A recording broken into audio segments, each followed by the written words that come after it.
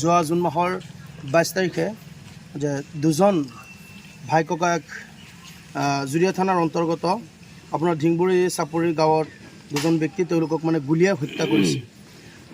লগে লগে আমি অসম সংখ্যালঘু সংগ্ৰাম পৰিষদৰ এটি সজাতি দলে আমাৰ নগাঁও জিলা আয়ুক্ত আৰু নগাঁও জিলা আৰক্ষী অধীক্ষকক এখনকৈ স্মাৰকপত্ৰ প্ৰদান কৰিছিলোঁ 6 দফীয়া দাবী সম্বলিত।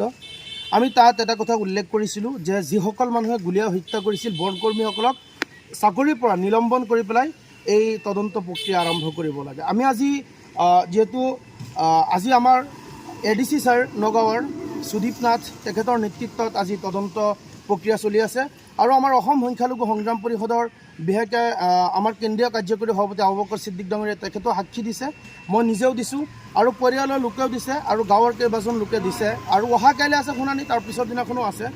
গতিকে আমি দাবী কৰিছিলোঁ যিখিনি দাবী আছিলে দাবী মতে আমি প্ৰথম এটা বাৰ স্পষ্ট কৰি পেলাই আমি নগাঁও জিলা আয়ুক্তক কৈছিলোঁ যে যিসকলে গুলীয়াই হত্যা কৰিছিল তেওঁলোকে চাকৰিৰ পৰা নিলম্বন কৰি পেলাই তদন্ত কৰিব লাগে, কিন্তু আমাৰ এতিয়ালৈকে চাকৰিৰ পৰা নিলম্বন কৰাবলৈ আমাৰ দৃষ্টিগোচৰ হোৱা নাই।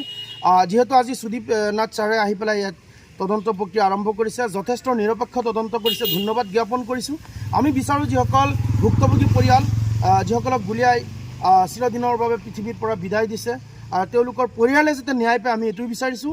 আৰু আমাৰ এটা কথা স্পষ্টকৈ আমি কৈছিলোঁ যি তদন্ত প্ৰক্ৰিয়া শেষ হোৱাৰ পিছত যদি সঁচাকৈয়ে ন্যায় নাপায় আমি অসম সংখ্যালঘু সংগ্ৰাম পৰিষদে আজিও স্পষ্ট ভাষাত কৈ আছোঁ, যদি আমাৰ মতে আৰু সঠিক তদন্ত নহয় আমি আপোনাৰ যেনেধৰণে গণতান্ত্ৰিক প্ৰক্ৰিয়াৰে আমি আন্দোলন কৰিবলৈ বাধ্য হ'ম।